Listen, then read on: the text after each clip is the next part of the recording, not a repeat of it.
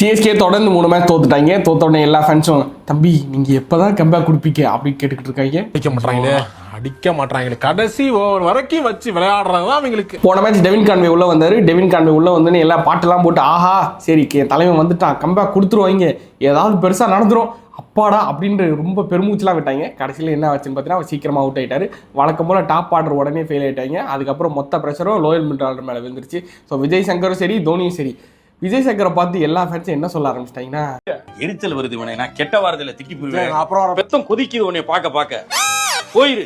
தோனியும் சரி விஜய் சங்கரும் சரி ரொம்ப சிங்கிள் ஆட ஆரம்பிச்சிட்டாங்க. ஸோ ஒரு இன்டென்ட்டே இல்லை. நெட் ரன் ரேட்டை காப்பாற்றினா போதும், மேட்ச் ஜெயிச்சாலும் பரவாயில்ல தோத்தாலும் பரவாயில்ல, எவ்வளோ டீப்பாக எடுத்துகிட்டு போக முடியுமோ எடுத்துகிட்டு போயிடலாம் அப்படின்னு சொல்லிட்டாங்க. அது ரொம்ப கடுப்பாயிடுச்சு ஃபேன்ஸ் கிட்ட. ஸோ டீமில் என்னதான் பிரச்சனைப்பா என்னதான் சொல்லுங்க அப்படின்னு சொல்லிட்டு எல்லாரும் ஒரு மேட்டர் சொல்லிட்டு இருக்காங்க. எக்ஸ்பர்ட்ஸ்லாம் சேர்ந்து ஒருத்தர் என்ன சொன்னாங்க, விஜய் சங்கர் ஆள்லாம் இவ்வளோ ரன்னே வந்திருக்காது, ஏன் அவர் சொல்கிறீங்க, அவர் இன்டென்ட்டோட தான் ஆடினாரு, இன்டென்ட் எல்லாமே அவருக்கு 5 கேட்ச் விட்டுருக்காங்கன்னு கேட்டாங்க. இன்னொருத்தங்க என்ன சொல்கிறாங்க, ஏய் அவங்க கேட்ச் விடலடா வேணே விட்டாங்கடா, அந்த ஆள் அவுட்டு ஃபஸ்ட்டே தெரியும்டா, இவன் தான் பால் சாப்பிட்றான்னு விட்டான்றாங்க.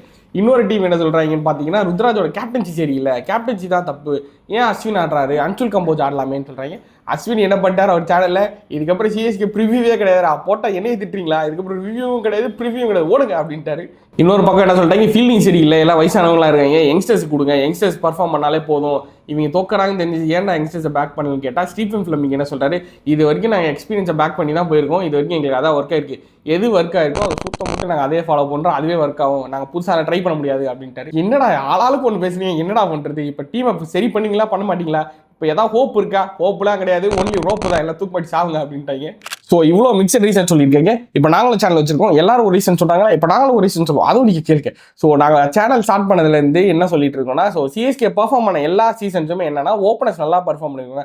இப்போ கைக்வாத், அதுக்கப்புறம் ஃபேப் டு பிளஸி, அப்புறம் கைக்வாத் டெவின் கான்வே, அதுக்கப்புறம் பார்த்தீங்கன்னா இந்த சீசனில் சரியாக பர்ஃபார்ம் பண்ணல, அதனால சம்மடி வாங்கிட்டாங்க. ஏன் ருத்ராஜ் ஒன் டவுன் இறங்குறாரு, ஓப்பனிங்கில் நல்லா தானே பர்ஃபார்ம் பண்ணிட்டு இருக்கான்னு கேட்கும் போது ஏன்னு யாருமே அதுக்கு ரீசன் சொல்கிறதே இல்லை. அவர் என்ன சொன்னார், இல்லை முன்னாடி ஆட்டம் நான் பின்னாடி ஆடுறேன் அப்படின்னு சொல்கிறாரு. நீங்கள் முன்னாடி ஆடுங்க போதும், பின்னாடி ஆடினதெல்லாம் ஒன்றும் விளங்கவே இல்லை, ஆனால் நீ தயவுசெய்து முன்னாடியே ஆடுங்க, உங்களுக்கு நிறைய பால்ஸ் இருக்கும், நிறைய ரன்ஸோ ஸ்கோர் பண்ணலாம் சொன்னேன்.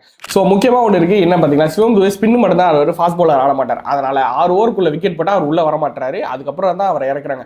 ஸோ தோனி ஸ்பின் ஆட மாட்டார், ஃபாஸ்ட் பாலர் மட்டும் தான் ஆடுவார், அவர் கடைசி 2 ஓவர் மட்டும் தான் அடிப்பாருன்றதுனால இப்போ எக்ஸ்ட்ரா பேட்ஸ்மேன் ஆடியே ஆகணுன்ற ப்ரெஷர் வந்து சிஎஸ்கே டீம் மேலே இருக்குது. ஸோ அதுக்காக அவர் உள்ளே கொண்டு வந்தால் இப்போ தோனி ஒரு இம்பாக்ட் பிளேயராக ஒரு எல்லா டீமும் 12 பேர் ஆடுறாங்க, இவங்க 11 பேர் தான் ஆடுறாங்க. தோனி வெறும் விக்கெட் கீப்பிங் மட்டும்தான் இருக்காரு, ஒரு 2 6 3 6 அடிக்கிறாரு, கடைசி 2 ஓவர் மட்டும் தான் ஆடுவார்னா எதுக்கு அந்த பேட்ஸ்மேன் அப்படின்ற ஒரு மிகப்பெரிய கேள்வி தோனி மேல வைக்கிறாங்க.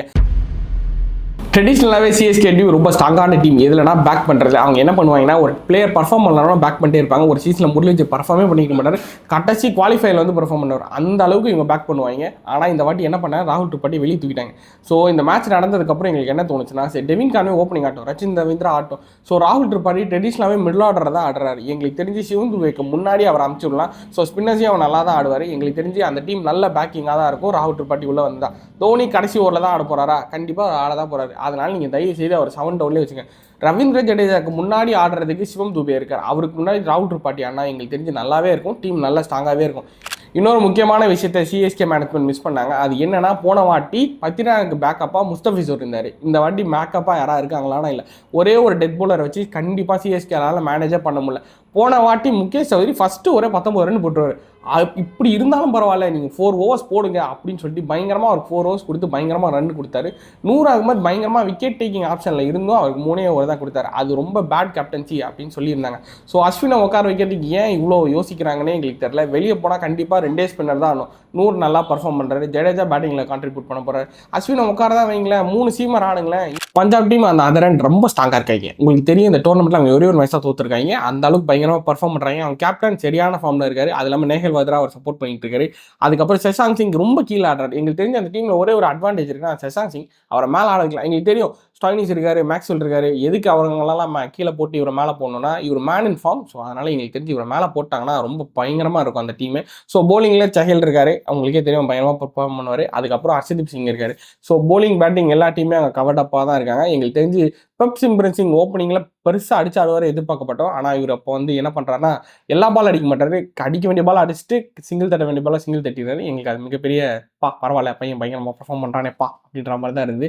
ஸோ எங்களுக்கு தெரிஞ்சு இந்த டீம் காம்பினேஷன்ஸ் எல்லாம் பொறுத்தவரை எல்லாத்தையும் பார்க்கும்போது யார் ஜெயிப்பானா கண்டிப்பாக பஞ்சாப் தான் ஜெயிக்க நிறைய வாய்ப்பு இருக்குது. ஸோ சிஎஸ்கே தோக்குமா ஜெயிக்குமானா காம்பினேஷன்ஸ் கரெக்டாக கொண்டு போய் நல்ல டிசிஷன்ஸ் எடுத்தாங்கன்னா கண்டிப்பாக ஜெயிக்கலாம். ஸோ கேப்டன்சி ஃப்ளாவாக இருக்கட்டும், ஃபீல்டிங்கில் ஒரு ஃப்ளா இருக்குது, அதுக்கப்புறம் பேட்டிங் யாரெல்லாம் எங்கெங்கே இறக்கணும்னு இருக்குது, இதெல்லாம் சரி பண்ணிட்டா சிஎஸ்கே கண்டிப்பாக ஜெயிக்க வாய்ப்பு இருக்குது. ஸோ சேசிங் கண்டிப்பாக அவங்களுக்கு ஒரு அட்வான்டேஜாக தான் இருக்கும். ஏன்னா டிஃபெண்ட் பண்ணுறாங்க அப்படின்னா இல்லை 150 ரன்னுக்குள்ளே சுருக்கிட்டாங்கன்னா கண்டிப்பாக இவங்க அடிச்சிருவாங்க. 180 மேலே ருத்ராஜ் கெய்க்வாட் அடிக்க மாட்டாரு அப்படின்ற கொஸ்டின் மார்க்கை எல்லாரும் அவர் மேலே வைக்கிறாங்க. ஸோ அதுக்கு ஆன்சர் பண்ணுறாரா, என்ன கொண்டு போகிறாரு அப்படின்றத பார்ப்போம். ஸோ இதுதான் எங்களோட ப்ரெடிக்ஷனாக இருக்குது. கண்டிப்பாக சிஎஸ்கே ஜெயிக்க வாய்ப்பு இருக்கானா 20% தான் இருக்குது. மற்ற எல்லாருமே பஞ்சாப் தான் சப்போர்ட் பண்ணுவாங்கன்னு நினைக்கிறோம். ஸோ இந்த வீடியோ உங்களுக்கு பிடிச்சா லைக், கமெண்ட், ஷேர் பண்ணிட்டீங்கன்னா ரொம்ப நல்லாயிருக்கும். சப்ஸ்கிரைப் பண்ணிட்டீங்க ரொம்ப நன்றி.